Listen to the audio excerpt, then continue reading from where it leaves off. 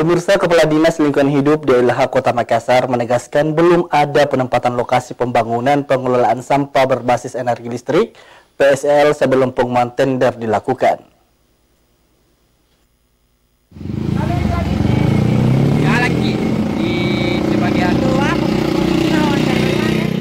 Polemik pembangunan pengelolaan sampah berbasis energi listrik PSL terus bergulir. Wacana pengumuman tender yang harusnya dilakukan di 25 Juli 2023 kembali tertunda.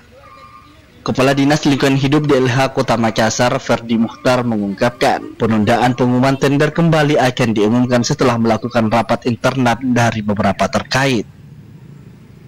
Dirinya menepis secara tegas terkait adanya isu pembangunan PSL yang akan dilakukan Kecamatan Tamalan Rea. Menurutnya kabar yang beredar belum bisa dibenarkan 100%. Pasalnya harus terlebih dahulu menunggu hasil pemenang tender baru disampaikan penempatan lokasi. Apa sudah fix di Tamalan Rea, Pak? Belum ada, Pak. Tapi ini kuat dugaan di Tamalan Rea. Nah, kalau dia sendiri bagaimana? Tidak ada sampai yang bilang bahwa kuat itu harus sebesar tidak luar. Apa ini juga terkait Tapi masih dalam proses ini kan. Nanti kalau sudah ditetapkan baru kita lihat. Ini tidak ada.